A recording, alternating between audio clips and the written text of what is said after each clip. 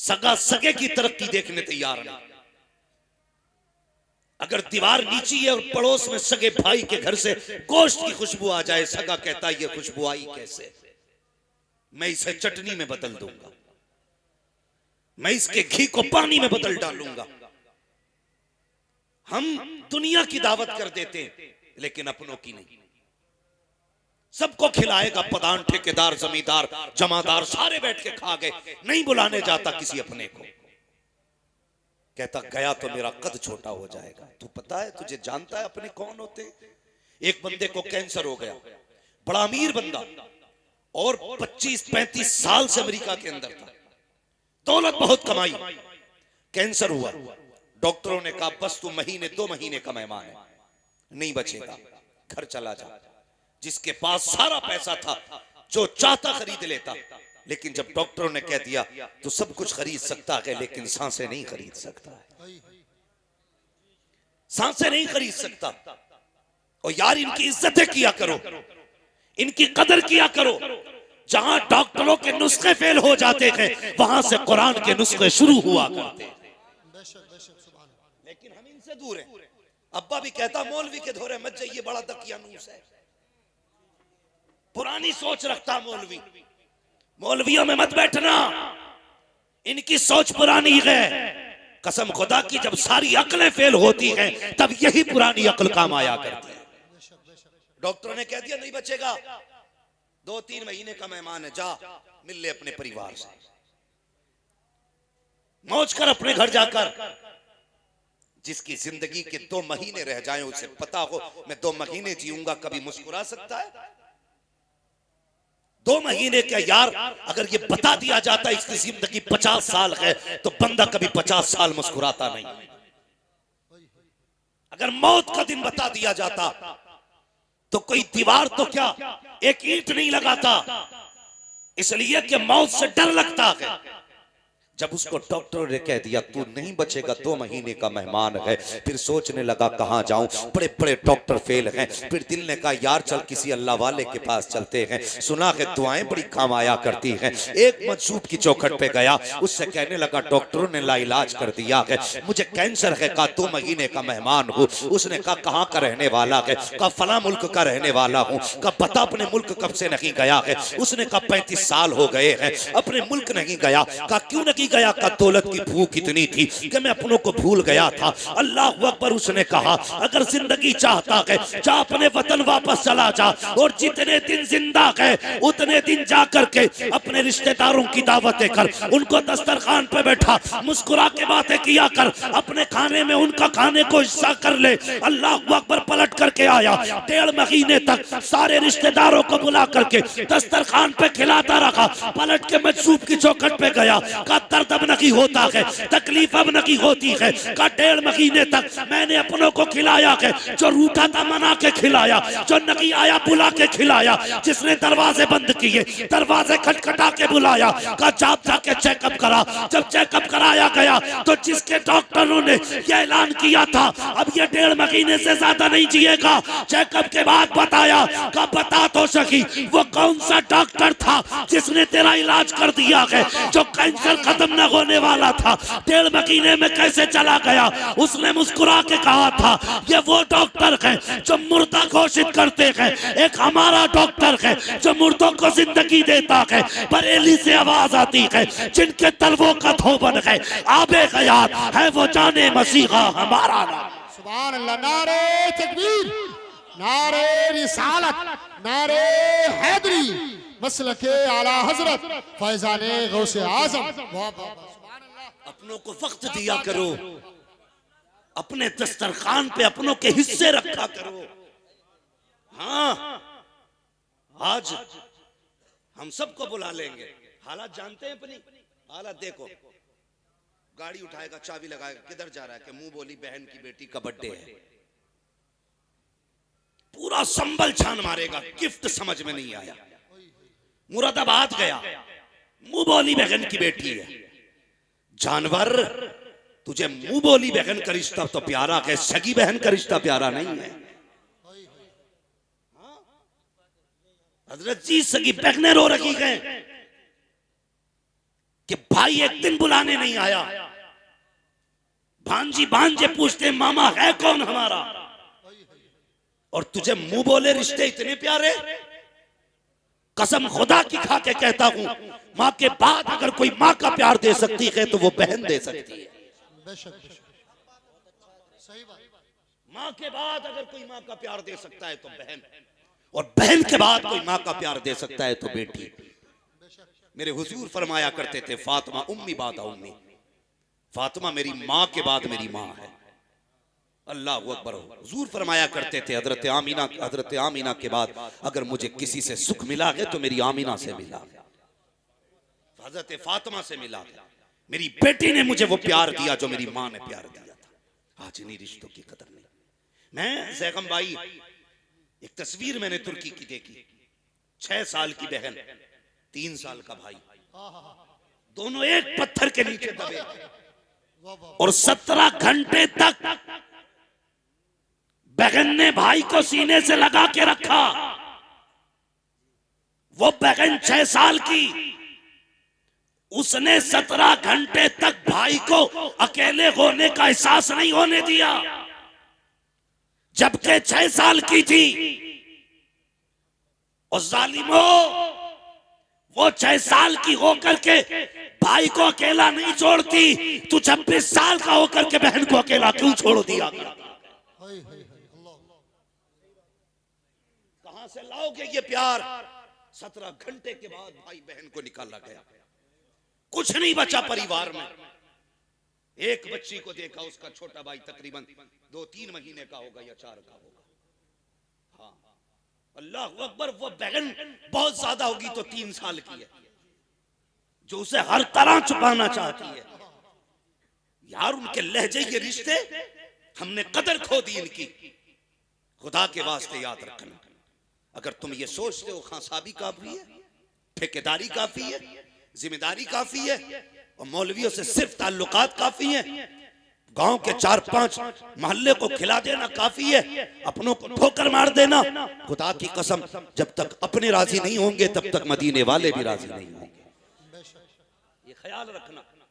आज हम बिखरते जा रहे हैं नीस भाई, बिगड़ते जा रहे हैं। आग लगा दी, पहले प्रधानी ने आग लगाई, विधायकी ने आग लगाई, एमपी के इलेक्शन में आग लगाई, भाई भाई के खिलाफ खड़ा कर दिया। वोट नाम राय का है, भाई भाई का दुश्मन बनाने का नाम नहीं है। और यार मेरी मर्जी है मैं तुम्हारा इंतखाब करूं, मेरी मर्जी है तुम्हारा इंतखाब करूं। हमने दीवाने खड़ी कर ली। और यार प्रधान हजारों मिलेंगे, सगा भाई नहीं मिलेगा। प्रधान हजारों मिल जाएंगे, बेटा नहीं मिलेगा। प्रधान करोड़ों मिल जाएंगे, सगा नहीं मिलेगा। अपने अपने होते हैं। और मैं अक्सर कहता हूं, चाय पी के भाई कहने वाले 1000 मिलेंगे, नाश्ता करके भाई कहने वाले 1000 मिलेंगे, और तेरा खा के अपना कहने वाले 1000 मिलेंगे, लेकिन तेरे सीने की गोली अपने सीने पे लेने वाला तेरे भाई के सिवा कोई दूसरा नहीं मिल सकता। खो दिया तूने, क्या बात है, किसे खो दिया तूने? हाँ, ख्याल किया करो यार, रिश्तों की कदर किया करो। आज बस्तियां वीरान होती जा रही हैं, कब्रिस्तान आबाद होते जा रहे हैं, कब्रिस्तान आबाद होते जा रहे हैं। पूरी जिंदगी अगर दौलत ना तुम हाथ में लेके घूमते फिरो, मेरे बाप का चेहरा दिखा दो, मेरे भाई का चेहरा दिखा दो, सारी दुनिया लेकर भी कोई तुम्हें तुम्हारा भाई नहीं लौटा सकता, तुम्हारा बाप नहीं लौटा सकता। ये रिश्ते हैं हमारे अपने। दिलों में जगह पैदा करो, दिल नर्म करो। नर्म, जब दिल नर्म होते हैं तो फिर रब का करम हुआ करता है, रब का करम होता है। एक बाप की जिंदगी देखो, एक बाप की। मैं आज ही सुबह उड़ीसा में एयरपोर्ट के लिए जा रहा था, मैंने मजदूरों की जो लाइन देखी हजरत, मैं पता नहीं मेरे सामने ही ऐसे मनाजिर आते। मैंने माओ को लाइन में खड़े देखा मजदूरों की, जबकि उनकी गोद में बच्चे थे। ऐसी कंडीशन में माँ बाप बच्चों को पाल लेते हैं।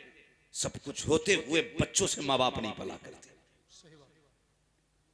सब कुछ होते हुए बच्चों से माँ बाप नहीं पलते। एक जरा सा जुमला तेरा बाप को जीते जी मार देता है, जीते जी। वो कौन सा जुमला जब हम कहते हैं तुम्हारे लिए कमाई अपने बच्चों के लिए, ये जुमला बाप को जीते जी मार देता है। जब बाप दवा का पर्चा बेटे के हाथ में निकाल के दे, ओके बेटे पिछले साल ये सिरप ला के दिया था, खांसी रुक गई थी, इस बार भी ला देना, और बेटा उसे समेट के मुंह बिगाड़ के फेंक दे, मेरे पास वक्त नहीं है, तो बाप के जिस्म का पूरा खून एक बार रुक जाया करता है, एक बार रुक जाता है। वो अपने आप से पूछता है इससे रिश्ता क्या है मेरा। रोते हुए अपनी बूढ़ी बीवी के पास जाके कहता काश इसको हमने पैदा होते ही मार दिया होता, तो आज हम घुट घुट के न मरते, घुट घुट के न मरते। पूछती है क्या हुआ मेरे सरताज, कहा जिसने मेरी दवा का पर्चा फेंक दिया, क्या मैं इसका बाप नहीं हूं, क्या मैं इसका बेटा नहीं हूं। अल्लाह अकबर, जब ये बातें होती हैं तो फिर माँ बाप की जबानों से बद्दुआ निकलती है, और अगर वो बद्दुआ दे दें तो दुनिया का कोई पीर तेरी तकदीर नहीं संभाल सकता है। याद रखना, कोई पीर नहीं संभाल सकता। गलत नहीं कह रहा हूं हजरत मैं, आप देखो जाकर के मजारों पे इतनी भीड़ लगी पड़ी है कि चादर चूमने का नंबर नहीं आ रहा, चादर चूमने का नंबर नहीं आ रहा, और मुजाबिरों की मौज आ रही है, गदगद हो रहे हैं। इतना पैसा गोलकों में है कि गिनने वाले नहीं मिल रहे। और भाई चादर चूमने के लिए लाइन लगाता है, जबकि किसी ने बुलाया नहीं, आवाज नहीं दी। मैं मजार पे जाने को मना नहीं करता, लेकिन सुन तो सकी, तू मजार पे बिना बुलाए गया, लाइन में लग के चादर चूम के आया, बड़ा खुश था, बख्शा गया, चादर चूम ली है। तुझे याद नहीं है रात तेरी माँ को प्यास लगी थी, उसने कमरे से आवाज दी थी बेटे मुझे पानी पिला दे, तुझे आवाज तक नहीं आई। बाप ने कहा था बेटे मुझे टॉयलेट जाना है, तुझे बाप की आवाज नहीं आई। तू बीवी के पल्लू में लिपट के ऐसा सोया कि तुझे बाप की आवाज नहीं आई। बूढ़ी माँ पानी के लिए उठी, लेकिन खुद चल नहीं सकती थी, गिर गई जमीन पर, सुबह तक रोती रही, उठाने वाला कोई न था। वो चादरों को चूमने वालों, मज़ारों पे 6 बार जाने वालों, तुम्हारी मर्जी है जितनी बार जाया करो, लेकिन मेरा कहना है पहले कहने पे माँ की खिदमत में हाजिर हो जाया। सुभान अल्लाह, बेशक नारे तकबीर, नारे रिसालत, नारे हैदरी, नारे हैदरी, नारे गौसियत, अल्लामा मुफ्ती हम्माद साहिब क़िबला। सुभान अल्लाह। आज बाप है तो कदर नहीं है, आज माँ है तो इज्जत नहीं है। हाँ इज्जत नहीं। मैं तो नहीं बता सकता शुएब भाई के दिल पे इस वक्त क्या गुजरती होगी। बाप के बगैर ये जिंदगी कैसे महसूस करते होंगे, नहीं जानता भाई, मैं नहीं जानता, इसलिए कि बाप का दर्द सिर्फ यतीम जानता है, और ये ऐसा दाग होता है जो जिंदगी में कभी नहीं जाता। जब जब खुशी आती है तब तब आंसू आएंगे, जब जब कामयाबी होगी तब तब आंसू आएंगे। क्यों? दिल ये कहेगा काश आज वो होता जिसने मुझे ऐसा बनाया था, मेरी कामयाबी देखता तो कितना खुश होता। ये ख्याल उड़ाता है पूरी जिंदगी। आज वो गए तो खुशियों में शामिल नहीं, आज वो गए तो दस्तरखान पे हाजिर नहीं। बाप इंतकाल कर जाए, सैगम भाई कई लोगों ने कहा यार तू बहुत बड़ा मुकर्रिर है, कहते लोग समझते हैं हालांकि मैं कुछ नहीं हूं, ये सब तुम्हारा कर्म है, आका के बात अब तक बनी हुई है, मैं कुछ नहीं हूं। लोग कहते बड़ा मुकर्रिर है तू, कोई ऐसा वजीफा बता, मेरा जी चाहता मैं अपनी माँ का चेहरा देखूं, मैं अपने बाप को देखूं। जब से गए मैंने आज तक ख्वाब में नहीं देखा, मैं उन्हें देखना चाहता हूं, मैं उनकी कब्र पे जाऊं तो मुझे नजर आ जाए। ये लोग कहते हैं, मैं कहता हूं किसी तावीज की जरूरत नहीं है, किसी वजीफे की जरूरत नहीं है। अगर तुम्हें अपने बाप और माँ को देखना है, सिर्फ इतना कर, एक दिन थोड़ा ज्यादा करके खाना बना, सारी बहनों को दावत दे, सारे भाइयों को दावत दे, एक दस्तरखान पे बैठो और हंस हंस के खाने खाओ, फिर सबके चेहरे देखना, किसी बहन के चेहरे में माँ का चेहरा दिखाई देगा, भाई के चेहरे में बाप का चेहरा दिखाई देगा। और यार अपनों को बैठा करके कभी हंस लिया करो, किसी वजीफे की जरूरत नहीं है, तेरे एक ही दस्तरखान पे माँ का चेहरा भी दिख जाएगा, बाप का चेहरा भी नजर आएगा। क्या बात है बाबा, या रसूल, या वाह वाह वाह वाह।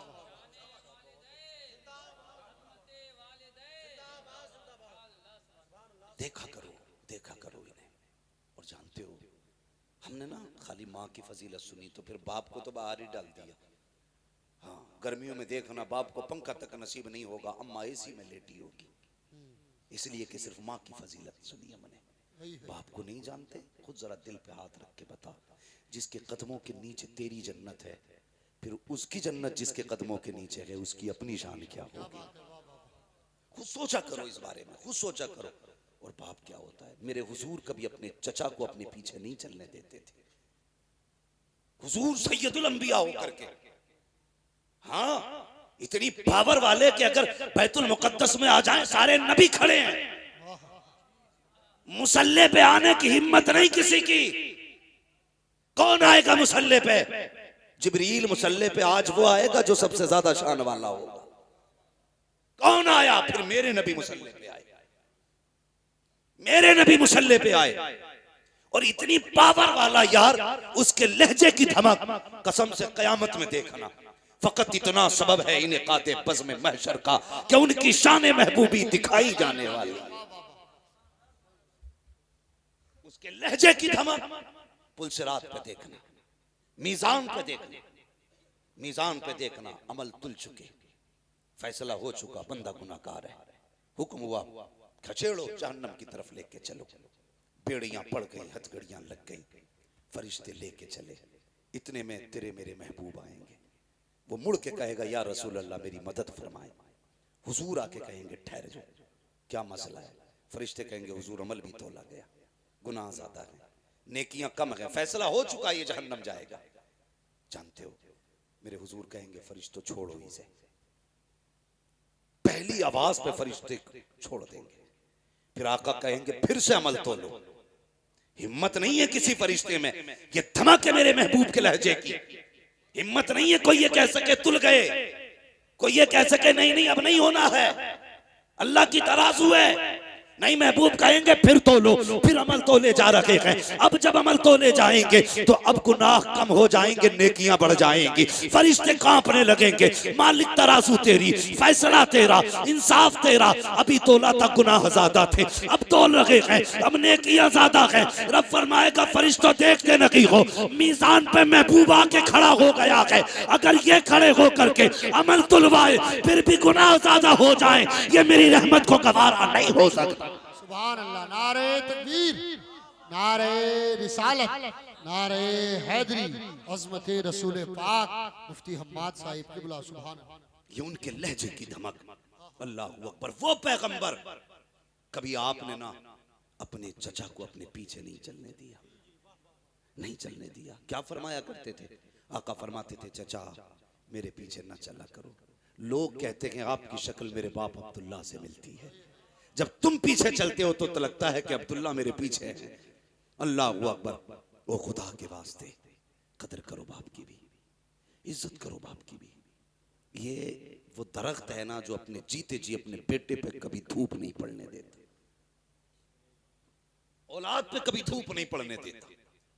ये वो दरख्त है जो अपनी औलाद पर धूप नहीं पड़ने देता। ये वो दीवार है जो अपने बाप अपनी औलाद तक किसी आंधी के झोंके को नहीं आने देता। बाप अगर घर में बिस्तर पे भी पड़ा है ना तो औलाद के लिए चट्टान होता है, चट्टान होता औलाद के लिए। इसलिए गुजारिश है, इज्जत किया करो बाप की, कदर किया करो। और इनके सामने कभी ऊंची आवाज में बात ना किया करो, ना किया करो। जब कहते हो ना तुमने हमें दिया ही क्या है, तुमने हमारे लिए किया ही क्या है, ये बड़ा मुश्किल जुमला होता है, बड़ा मुश्किल। मेरे एक मिलने वाले और मैं नाम नहीं लूंगा, तो वो एक दिन मुझसे कहने लगे मौलाना मैं बच्चों की जमीन के लिए ना, ताकि इनकी जमीन बची रहे, मैंने जेलें काटी है। अपनी औलाद की जमीन बचाने के लिए। लोग अकेला था मैं बाप का, दुश्मनों ने पूरी ताकत लगाई कि ये मर जाए, इसकी जमीन हम हड़प लें, जेल चला जाए, जमीन बिक जाए। वो कहता है कि मैं औलाद की खातिर जेल काट के आया ताकि इनकी जमीन बच जाए। आज मेरी औलाद जब मुझसे कहती है कि तुमने हमारे लिए क्या किया है, तो कहता है यहाँ का पसीना तलवे में निकल जाता है, तलवे में निकल जाता। उस बाप के जुमले क्या थे? उसने कहा था मौलाना सच बात ये है, ये मुझसे पूछते मैंने इनके लिए क्या किया है। वो कहता पैदा करने वाले की कसम, जायदाद छोड़ो, दौलत छोड़ो, तालीम दी, बिजनेस दिया, सब छोड़ दो, मैंने जो इनके नाम रखे हैं ये उसकी कीमत नहीं अदा कर होता है। वो कहते हैं जो मैंने इनके नाम रख दिए हैं ये उसकी कीमत नहीं अदा कर। इसलिए तुमसे गुजारिश है मेरे बच्चों, अल्लाह तुम्हें जवानियां दे और होश में आओ। कभी बाप को तकलीफ न देना, कभी बाप को दुख न देना, वरना अगर ये चला गया हमेशा उस कांधे को तरस जाओगे जिस पे रख के तुम सर रोया करते थे। नहीं मिलेगा कोई तसल्ली देने वाला, वरना दुनिया इतनी अजीब है, लोग रो के सुनते हैं, हंस के उड़ा देते हैं। तुम्हारे दुखों को दुखों की तरह सुनेंगे, फिर मौज करेंगे तुम्हारे हटते ही, हंसी उड़ाएंगे तुम्हारी। सिर्फ एक बाप है जो तेरे आंसू देख के रो देता है। इसलिए मेरी गुजारिश है, इज्जत किया करो बाप की, कदर किया करो माँ की। ये बहुत कीमती रिश्ते हैं, बहुत कीमती रिश्ते। सुना होगा एक दिन हजरत मूसा कलीमुल्लाह ने अर्ज की थी, मेरे मालिक वो बंदा कौन है जो जन्नत में मेरे साथ रहेगा? अल्लाह ने फरमाया महबूब मूसा देखना चाहते हो? कहा जी। कहा फला मकाम पे चले जाओ, उसकी दुकान है। गए, जाके देखा गोश्त काट रहा था, चक्कर में थे कौन सी नेकी इसने की है कि कलीम के साथ जन्नत में रहेगा। आप बैठ गए, बताया नहीं मैं कौन हूं, वो भी नहीं जानता था चेहरे से। बैठे रहे, सुबह से शाम हो गई, गोश्त काट के बेचता रहा। आपने देखा कोई नेकी भी इसने नहीं की। फिर सोचने लगे शायद रात को ये कयाम करता होगा। जब वो दुकान बंद करके चलने लगा ना, तो आप भी पीछे पीछे हो लिए। अब आपका तो वो अपना वतन था नहीं, उसने आपको चलते देखा, चेहरा नबी का चेहरा था, और नबी के चेहरे में वो कशिश होती है जो उसे देखता है देखते ही रह जाता है। देखा, कहने लगा ओ हसीन चेहरे वाले, कहीं बाहर से आए हो? फरमाया जी परदेसी हूं। कहा अच्छा, वो लोग कितने अच्छे थे? कहा परदेसी हो? कहा हाँ। कहा फिर? कहा अगर इजाजत दे तो एक रात तेरे घर गुजारना चाहता हूं। उसने कहा ज़हे नसीब, मेहमान मेरे घर आए। ले गया बुला के। आप इस मकसद से गए थे कि देखें कौन सी इबादत करता है? फरमाते मैं देखता रहा। घर में गया, उसने जाके सबसे पहले खाना पकाया, तैयार हो गया खाना। आके कहता है मेहमान माफ करना, अगर तुझे अकेले खाना है तो अभी खा ले, और मेरे साथ खाना है तो इंतजार करना पड़ेगा। तो हज़रत मूसा सोचने लगे कि हो ना हो इसी बीच में कोई नेकी करता है। फरमाते हैं उसने खाना बनाया, तैयार किया खाना, तो उसने फिर उसकी बूढ़ी माँ जो बहुत कमजोर हो चुकी थी, किताबों में यहाँ तक लिखा है कि पुटरिया में टंगी हुई थी, वो पुटरिया उतारी, उतारने के बाद उसे रखा, उसका मुंह धुला, खाना आगे रखा, अपने मुंह से चबाता और उसके मुंह में लुकमे देता। अल्लाह के कलीम देख रहे हैं सारा मंजर देख रहे हैं। जब वो खा चुकी, उसने कहा बेटे मैं खा चुकी, अब तू खा ले। उसने कहा, फिर वो औरत ने जब खाने के बाद ना हाथ उठाए, वो कुछ कह रही थी, वो बेटा हंस रहा था। हजरत मूसा कहने लगे क्या कहा तेरी माँ ने? उसने कहा छोड़िए जनाब, ये तो ऐसी बातें करती है। कहा क्या कहा? कहने जब ये दुआ के लिए हाथ उठाती है तो वो मांगती है कि जो समझ में नहीं आता मिल जाएगा। कहा क्या? कहा जब भी हाथ उठाती कहती है अल्लाह मेरा बेटा खिदमत करता है, इसके बदले में बस इतना चाहती हूं कि जिंदगी में मुझे मूसा का चेहरा दिखा दे और मेरे बेटे को जन्नत में मूसा का साथ अता फरमा दे। वो हंस के कहता देखिए जनाब, ये मेरी माँ ऐसी दुआ करती है, क्या ये हो सकता है? कहां कलीम, कहां मैं, और ये मेरी माँ का तो हाल देखो, बेटे से कितना प्यार करती है, जन्नत में कलीम का साथ मांग रही है। इतना सुनना था, अल्लाह के नबी की तबस्सुम आया चेहरे पे, मुस्कुरा के उठे, कहने लगे परेशान क्यों होता है? ले आज तेरे आज रब ने तेरी माँ की दुआ कबूल कर डाली है। कहा कहना क्या चाहते हो? कहा जो तेरे सामने बैठा है ये कोई और नहीं है बल्कि अल्लाह का कलीम मूसा आया है। कह दे इससे तू भी दीदार कर ले, ये भी दीदार कर ले, और रह गई जन्नत में जाने की बात, तो रब ने बता दिया है जन्नत में मेरे साथ कोई और नहीं रखेगा बल्कि तू ही रहे। अल्लाह अकबर। ये माँ होती है, ये माँ होती है जो गैर मुमकिन को मुमकिन बना देती है। हाँ, गैर मुमकिन को मुमकिन बना देती है। कहा था ये कहती है हो जाएगा ऐसा, फरमाया हो चुका है। अल्लाह अकबर। ये माँ है, मगर मसला ये अलग है। हम वहां जा रहे हैं तावीज़ कराने, जिसके हाथ में 10 अंगूठी हैं, बाल कमर तक हैं, ठीक है, और मुंह से यहाँ तक आ रही हैं, दिल में नमाज पढ़ता है, जाहिर में खाना खा रहा है, यहाँ बैठे बैठे हरम के कुत्ते मार रहा है, उसके पास जा रहे हो भाई, उसके पास जा रहे हो? ये उलमा बैठे हैं, जिम्मेदारी के साथ कह रहा हूं। एक तरफ अगर 70 वली बैठ जाएं और तेरे हक में बद्दुआ करें, दूसरी तरफ तनहा तेरी माँ जिसके नाखून में गोबर, हाथ में मिट्टी लगी हो, कपड़े भी कई जगह से फटे हों, बुढ़ापे की झुर्रियां माथे पे हों, कोई शबाब कोई जाहिर खूबसूरती का ना हो, कोई सफाई सुथराई भी ना हो, फरमाया गया 70 वली बैठ के तेरे हक में बद्दुआ करें। एक माँ बैठ के तेरे हक में दुआ करने लग जाए, अल्लाह 70 वलियों की टाल देता है, एक माँ की नहीं टाला करता। ये माँ होती है, इसलिए कदर किया करो माँ की, इज्जत किया करो माँ की। अल्लाह से दुआओं में मांगा करो, अल्लाह में माँ बाप का फर्माबरदार बना, वरना आप कलम वाले हो, कोट वाले हो, जायदाद वाले हो, कुछ भी हो, माँ बाप के नहीं हो तो कुछ भी नहीं हो, कुछ भी नहीं। आज जेब पे कलम लग जाए ना, जेब पे जरा सा कलम लग जाए तो फिर उसकी सारी पावर अब्बा को ही दिखा रहा है, अब्बा को दिखा रहा है। अगर बाप ने कह दिया लल्ला इधर को हटिए, ये लल्ला इधर को हटिए, कह रहा दिखते नहीं हो, ड्रेस गंदी कर दी। और बेगैरत जिसके हाथों पे मिट्टी बता रहा है ना, तो अगर इसने अपने गंदे कपड़े पहन के मजदूरी ना की होती ना, आज तेरे बदन पे साफ कपड़े नहीं होते। हाँ, तेरे बदन पे साफ कपड़े नहीं होते। आज जिससे कह रहा है ना तुमने कपड़ों का ख्याल नहीं किया, अगर इसने अपने कपड़ों का ख्याल किया होता तो शायद कोई तुझे पहचानने वाला भी नहीं होता। हाँ, कभी ख्याल आया करे ना, वो क्या मेरे सामने, वो क्या मेरे सामने। मैं एक बात और कह के जाना चाहता हूँ, खुदा के वास्ते, जिस तरह बाप की इज्जत करते हो ना, बाप के बाद बड़े भाई की भी उतनी इज्जत किया करो, उतनी इज्जत किया करो बड़े भाई की। इसलिए ज़ैगम भाई बाप के बाद भाइयों को बड़ा भाई बाप बन के पाला करता है, बाप बन के पाला करता है।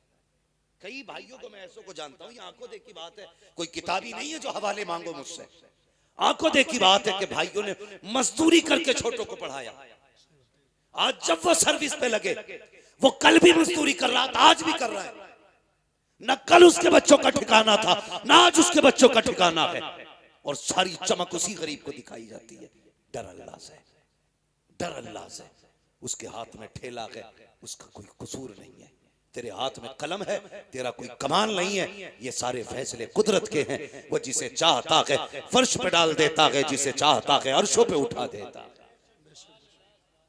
इसलिए कदर किया करो रिश्तों की, खास करके उनकी तो ज्यादा कदर करना जिन्होंने जिंदगी तुम्हारे लिए लौटा दी, जो जिंदगी तुम्हारे नाम कर देते। एक जमीन के इतने से टुकड़े की खातिर किसी पे हाथ ना उठाना, मेंढ की खातिर, कमरे की खातिर, बिस्तर की खातिर कभी ना लड़ना। सब्र रखा रह जाएगा, सब्र रखा रह जाएगा। ये रिवायत हजरत अली की तरफ भी मंसूब है और हजरत मूसा कलीमुल्लाह की तरफ भी मंसूब है कि दो लोग आपस में जमीन के लिए लड़ रहे थे। एक कहता था मेरी है, दूसरा कहता था मेरी है। तो हजरत मूसा कलीमुल्लाह आगे, वो कहने लगा कि आप फैसला कर दें जमीन किसकी है। आपने फरमाया जमीन तू ही बता किसकी है। जमीन ने सबक सिखाने के लिए जवाब दिया था। उसने कहा इन दोनों से कह दो, ना मैं इसकी हूं ना मैं इसकी हूं, इन्हें बता दो ये दोनों ही मेरे हैं। जमीन किसी की नहीं हुई है, सब जमीन के होने हैं, सब जमीन के होने हैं। इसके लिए ना लड़ा करो। ये तो आई गई, तुमसे पहले नवाबों के पास तो इतनी थी कि वो चल नहीं पाते थे अपनी जमीनों में, घूम नहीं पाते थे अपनी जमीनों में। 600 नौकर रहते थे उनके दरबारों में, खाली जमीन देखने के लिए। हैं आज 4 बिगल्ली है, फट गया, रोड पे आ गई तो मर गया। फिर कद नीचे थोड़ी आ रहे हैं, अगर हाईवे पे आ गई है तो। सही है बात। 4 बिगल्ली हाईवे पे आई है, मर गया, 3 करोड़ का रेट मिल गया। तू 3 का ना 30 करोड़ का बेच ले, और कफन में जब लिपट के जाए हम तेरे हाथ देखने आएंगे, कितने लेके जा रहा है, कितने छोड़ के जा रहा है। कुछ नहीं लेके जाओगे, सिर्फ अमल लेके जाओगे, दुआएं लेके जाओगे अपनों की। किसी का दिल रखा है तो वो खुशियां आप लेके जाओगे, किसी को दुख से निकाला है तो वो मुबारकबादियां आप लेके जाओगे। वरना मैं ऐसे जनाजे भी मैंने देखे। एक साहब का जनाजा जा रहा था तो एक गैर मुस्लिम आया, बोले जरा रोको रोको, इनका जनाजा नीचे रखो, मुझे मुंह देख रहा है। लोगों ने रख दिया, यार करीबी है, पड़ोसी है, देखना चाह रहा, दिखा दो। जानते हो उसने कफन हटवा के क्या कहा था? उसने कहा था, प्रधान वो जमीन के कागज किधर हैं जो तुमने मेरी जमीन पे कब्जा किया था? बेटों की शर्म से नजरें झुक गई थी। ये आंखों देखी वाली बात कर रहा हूं। वो कह रहा था वो जमीन किधर है जो तुमने मुझसे जबरदस्ती ली है? लेके जा रहे हो या छोड़ के जा रहे हो? भाई अगर किसी ने जनाजा रोक के इतना कह दिया तो समझ लेना ना दुनिया में खैरियत है ना आखिरत में खैरियत है। ना आखिरत में खैरियत ना दुनिया में खैरियत। ऐसी जिंदगी जी के जा, तेरे जनाजे के पीछे कोई यतीम रोक के कहे अफसोस रोटी खिलाने वाला चला गया, अफसोस कोई पानी पिलाने वाला चला गया, अफसोस ईद पे कपड़े बनाने वाला चला गया। ऐसी जिंदगी जी के जा। कसम से कोई तीजा करे ना करे, कोई 40वां करे ना करे, बरसी की फाता हो ना हो, अपने पीछे ऐसे लोग छोड़ जाओ जो कहे मालिक हमारा सहारा गया है, कब्र में अपनी रहमत का सहारा देते। 40 में एक जगह है और गरीब यतीम की एक दुआ अपनी जगह पे असर रखा। इसलिए अपने पीछे से छोड़ के जाओ। मेरे हुजूर का जनाजा उठाना, अबू बकर सिद्दीक साथ में थे। गौर से सुनना, अबू बकर सिद्दीक साथ में थे। घर में से चीख के रोने की आवाज आई। फरमाने लगे कौन रोया? तो देखा एक बच्ची रो रही थी। तो आपने फरमाया क्या बात है? उसने कहा हम इसलिए रो रहे हैं, हमारे घर में कोई नहीं था करने वाला, मैं और मेरी दादी थी। हुजूर हमारी बकरियों का दूध निकालने आया करते थे, आज के बाद हमारी बकरियों का दूध कौन निकालेगा? मैं छोटी हूँ, दादी बूढ़ी, हम तो भूखे रह जाएंगे। अबू बकर सिद्दीक ने बच्ची को सीने से लगा के कहा था, बेटी परेशान मत होना, ये हुजूर का करम है कि जाते जाते अबू बकर को तेरे घर का पता दे जा रहे हैं। अबू बकर को तेरे घर का पता दे के जा रहे हैं। फरमाने लगे बेटी आज के बाद अबू बकर आया करेगा। पूरी दौरे खिलाफत में आप उनके घर जाते, बकरियों का दूध दूते और उनको दे के आया करते थे। यार कम से कम ऐसी जिंदगी गुजार के जाओ, ऐसी जिंदगी गुजार के जाओ। हम तो अगर यतीमों पे हाथ भी रखते ना तो कैमरा पहले लगाते, फोटो पहले लेते थी। मैंने यतीम के सर पे हाथ रखा, मैंने गरीब को सीने से लगाया। ये क्या मसला है? पढ़ो ना आप तारीख। मदीने शरीफ में ना एक ऐसी बूढ़ी भी थी जिसका कोई नहीं था। जब काम तकसीम हुए ना, हजरत उमर फारूक आजम और सहाबा कैसे लोग थे, कैसे लोग थे, नेकियां ढूंढा करते थे। कहीं काम मिल जाए ऐसा जिससे नेकी में, भाई इसे सही कर लो यार, कहीं काम मिल जाए ऐसा जिससे नेकी। पता चला एक बूढ़ी है जिसका कोई नहीं। हजरत उमर गए, दरवाजा खटखटा दिया, आवाज आई कौन? का मां तेरे दरवाजे पे आया हूं, मैं इजाजत दे तो आज से तेरा काम करूंगा, तेरे घर का काम आज से मैं किया करूंगा। बूढ़ी ने कहा नहीं बेटी, नहीं बेटे, तू घर के मेरे काम मत करना। आपने जिद की सिर्फ इसलिए ताकि नेकी मिल जाए किसी की मदद की। तो बूढ़ी कहने लगी तू है कौन? कहा अम्मा मुझे उमर कहते हैं, मुझे उमर कहते हैं, माँ इजाजत दे तेरे घर के काम करूं। तो माँ कहने लगी बेटे कोई है जो आता है मेरे घर का काम करके चला जाता है? हजरत उमर कहते हैं क्या नाम है उसका? तो बूढ़ी कहने लगी नाम तो उसने आज तक नहीं बताया, आज तक उसने नाम नहीं बताया, आज तक नाम नहीं बताया उसने। अच्छा फिक्र हुई कि चलो आता कब है? का रात को आता है या किसी भी वक्त आता है, काम कर जाता है। हजरत उमर कहने लगे देखूंगा कौन है वो।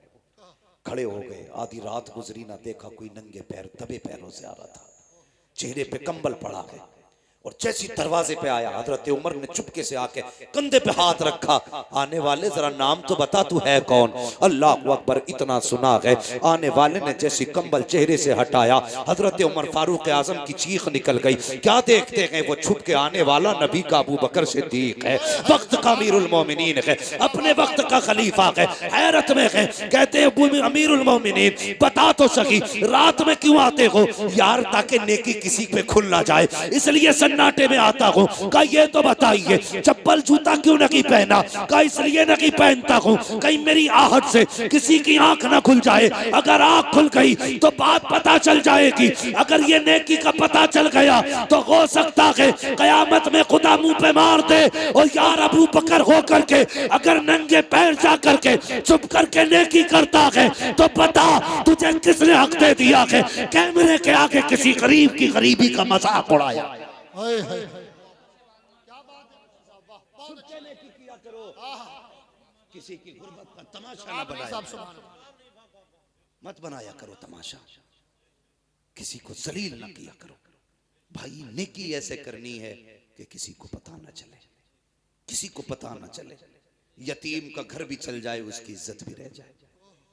हाँ, हजरत आयशा सिद्दीक़ा रज़ियल्लाहु ताला अन्हा ने एक मर्तबा अपने भांजे को ना कुछ अनाज दिया। फरमाने लगी जाओ हमारी पड़ोस में फलां शख्स है बड़ा गरीब है उसके यहाँ देख के आ जाओ। जाने लगे ना तो उम्मुल मोमिनीन ने बड़ी बात कही थी। फरमाने लगी जा तो रहा है बेटे लेकर के, पहली बात तो उसके हाथ में मत देना, दूसरी बात नाम मत बताना। हाँ, नाम मत बताना। अल्लाह अकबर। वो गए, दिया यानी रखा, वापस आ गए। कहने लगे खाला ये बात समझ में नहीं आई, आपने नाम बताने से मना क्यों किया? फरमाने लगी इसलिए मना किया मैंने, अगर तुम उसे मेरा नाम बता देते कि फलां ने भेजा है तो जब भी कभी हमारी गली से गुजरता उसको शर्म आती कि इनका मुझ पे एहसान है। कहने लगे वो शर्मिंदा हो जाता और कहती आयशा नहीं चाहती मेरी वजह से हुजूर का कोई उम्मती शर्मिंदा हो। अच्छा ये बात समझ में आ गई, फिर हाथ में देने से मना क्यों किया? देखो यार इसे नेकी कहते हैं। हाथ में देने से मना क्यों किया? फरमाने लगी इसलिए कि हमेशा लेने वाला हाथ नीचे रहता है, देने वाला हाथ ऊपर रहता है। आयशा ये भी नहीं चाहती मेरी वजह से किसी का हाथ नीचे रह जाए, मेरी वजह से किसी का हाथ नीचे रहे। इसे कहते हैं नेकी का शौक, इसे कहते हैं नेकियां। ये भी कोई मसला है यार कि हम दिखा के कहते हैं मैंने फला यतीम को कपड़े बनाए भाई, नहीं भाई इस बार मैंने यार इतने लोगों को फला को बनवाए, उस पर कुछ नहीं था, वो आया मेरे पास जूता टूटा था मैंने कहा चल ले ले यार। ये नेकी है? कोई नहीं है नेकी। इसे नेकी नहीं कहते, इसे जलील करना कहते हैं। सामने वाले को जलील करना कहते हैं, किसी को जलील ना करो। गरीब भी अपनी इज्जत रखता, अमीर भी अपनी इज्जत रखता है। सबको इज्जत दिया करो, अल्लाह आपको इज्जत अता फरमाएगा, अल्लाह आपको इज्जत अता फरमाएगा। मैं बस बात खत्म करने लगा। फरमाएगा ए ईमान वालों अपने आप को और अपने घर वालों को जहन्नम की आग से बचाओ, अपने घर वालों को जहन्नम की आग से बचाओ। तो कोशिश क्यों नहीं करते जहन्नम की आग से बचाने की? क्यों नहीं करते? आज जैगम भाई सब कहते हैं यार 20% है, कुछ भी ना होगा, 20% है, क्या कर लोगे? तुम नहीं जानते। जब तुम्हें ये एहसास हो कि कम लोग कुछ नहीं कर पाते तो इस्लाम कहता है कि जंगे बद्र देख लिया करो, और जब तुम्हें अपनी कसरत पे घमंड हो तो जंगे हुनैन देख लिया करो। ये इस्लाम की तारीख है। तुम कभी भी कसरत से कामयाब नहीं हुए, खुदा की रहमत से कामयाब हुए, खुदा की रहमत से कामयाब हुए। तुम कभी भी कम होने की वजह से जलील नहीं हुए, हमेशा अपने घमंड की वजह से तुम शर्मिंदा हुए। जब जब तुमने ये सोचा हम बहुत हैं, हम यूं हैं, हम ये हैं, तभी तुम्हें जलील होना है। ये याद रखना, जलील होना है। वो किसी ने कहा था मिटा दे अपनी हस्ती को अगर कुछ मर्तबा चाहे कि दाना खाक में मिलकर कुले गुलजार होता है। एक बात याद आ रही है, बता दूं, जरूरत इस वक्त की ये नहीं है कि हमारी तादाद बढ़ जाए, जरूरत इस वक्त की है कि हम सब के सब इकट्ठे हो के हुजूर की चौखट पे आ जाए। इस वक्त ये जरूरत है, हुजूर की चौखट पे आ जाए। चर्बी चढ़ गई है लोगों की आंखों में। हाँ, हर जमात, शिया अपनी जमात बढ़ाने पे लगे, राफजी अपनी जमात बढ़ाने पे लगे, खारजी अपनी जमात बढ़ाने पे लगे, वहाबी अपनी बढ़ाने पे लगे हैं, सब अपनी अपनी बढ़ाने पे लगे। हम हैं कि अपनी काटने पे लगे, हम अपनी जमात को काटने पे लगे, हम घटाने पे लगे। निकालो इसको, ये मौलवी ठीक नहीं, ये पैसे लेता है, ये हंसाता है, ये बातें करता है। अपना काम करना। खुदा तू नहीं है, खुदा वो है जिसने पैदा किया है। तुझे हिसाब नहीं देना, हिसाब उसे देना है जिसने पैदा किया। अपनी सोच, दूसरे की फिक्र मत कर। हम एक दूसरे की जड़ें काटने पे लगे। मिटा दे अपनी हस्ती को अगर कुछ मर्तबा चाहे, कि दाना खाक में मिलकर गुले गुलजार होता है। खत्म कर अपने आप को, ये मैं खत्म कर दे, अना खत्म कर दे। जब मस्जिद में जाके तू ये सोचेगा ना मैं नमाज पढ़ने आया हूं, अल्लाह सजदे मुंह पे मार देता है। तूने ये सोच भी कैसे लिया मैं आया हूं? ये वो चौखट है, एक ही सफ में खड़े हो गए महमूद अयाज, ना कोई बंदा रहा ना कोई बंदा नवाज। खत्म करो अपने आप को, अना खत्म कर दो, मिटा दो, भूल जाओ कि हम भी कुछ हैं। अगर छोटे से भी गलती हो जाए तू माफी मांग ले, क्या चला जाएगा? उससे कहते माफ कर दे, कसम खुदा की। इतना कह दोगे ना खुदा भी राजी हो जाएगा, मुस्तफा भी राजी हो जाएगा।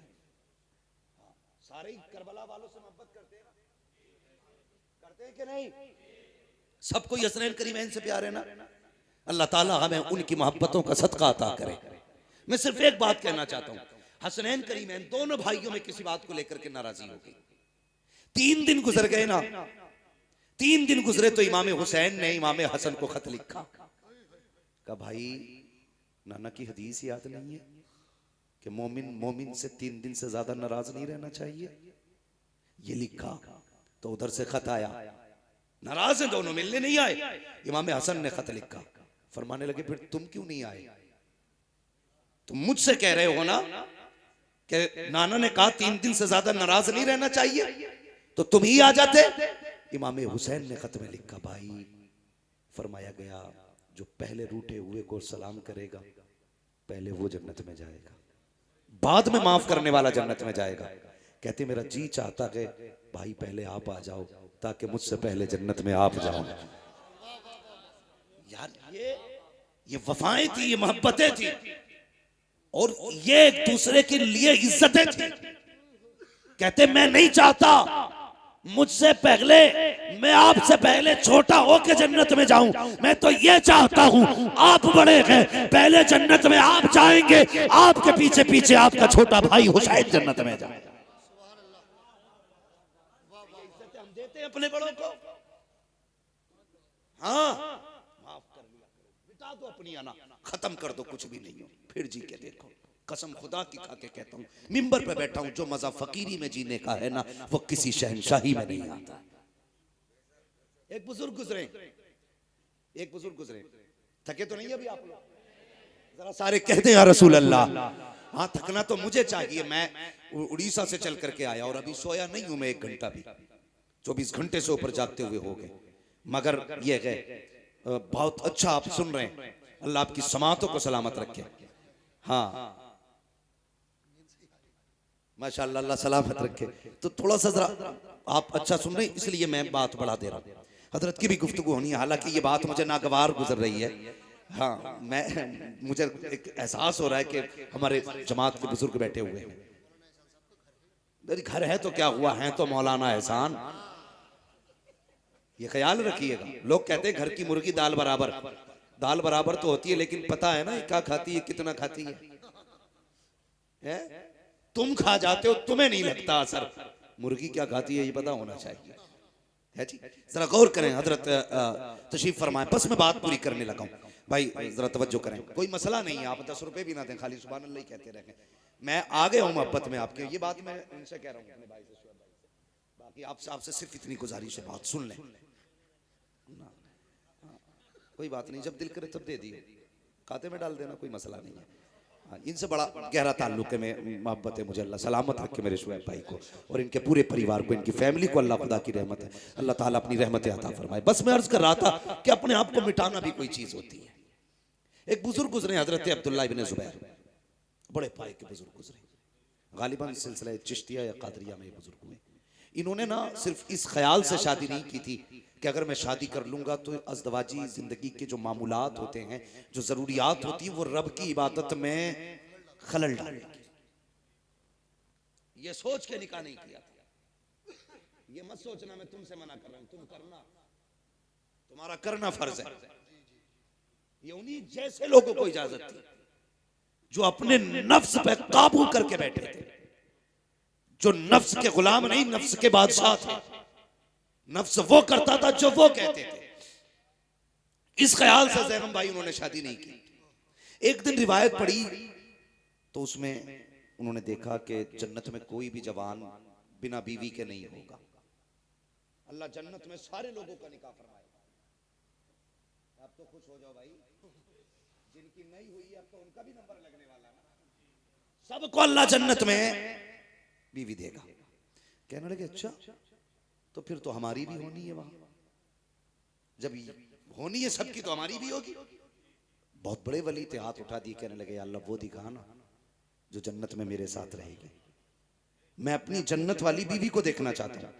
पहले दिन दुआ मांगी, कुछ नहीं हुआ। दूसरे दिन दुआ मांगी, कुछ नहीं हुआ।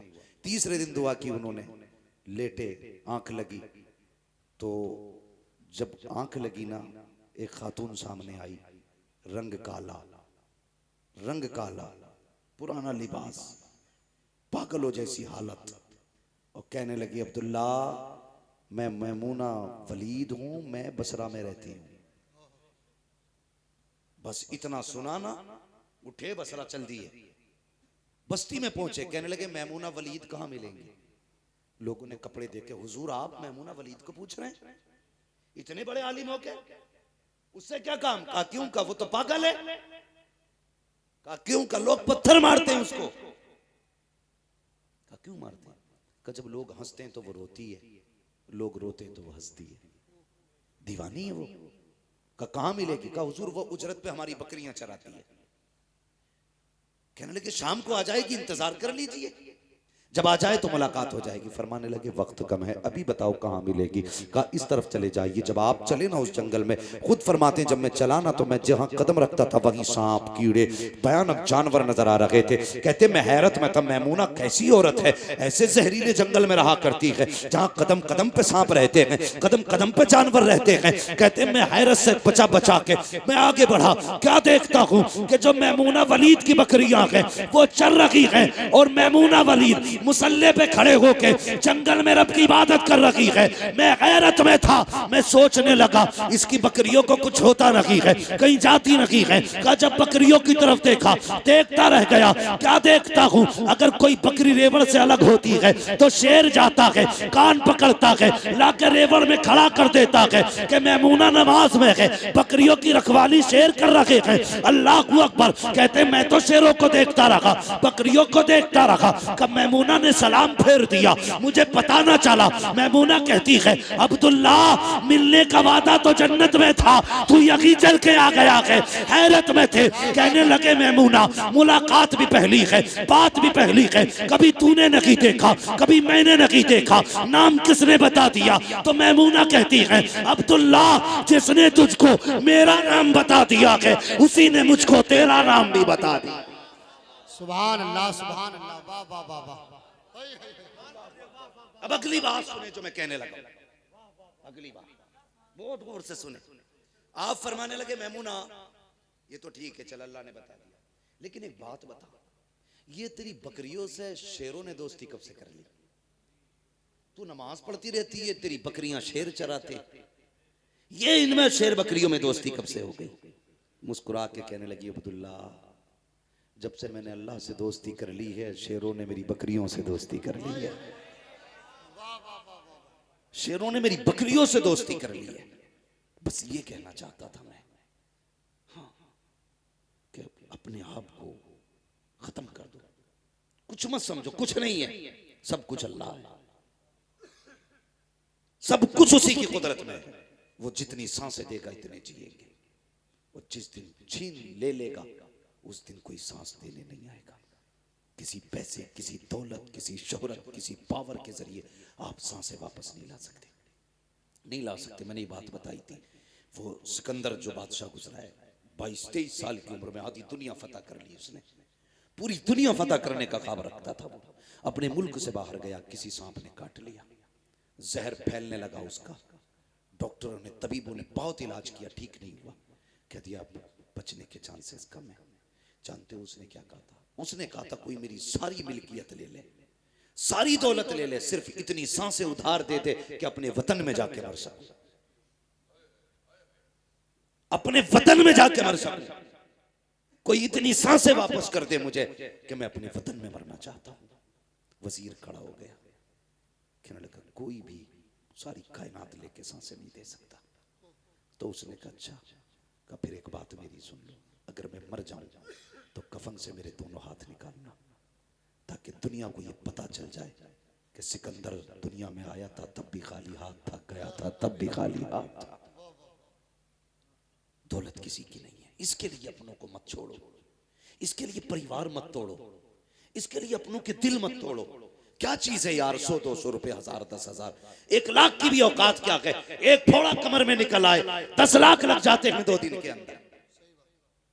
यार वो 10 लाख बजाय डॉक्टर को देने के अपनों पे लगा दिया करो, अपने दस्तरखान पे बैठा के अपनों को खिला लिया करो। जब तेरे अपने खुश हो के तेरे लिए दुआ करेंगे, खुदा की कसम ना तेरा पैसा वकीलों पे जाएगा ना डॉक्टरों पे जाएगा, तो दुनिया में भी इज्जत से रहेगा, आखिरत में भी इज्जत से रहेगा।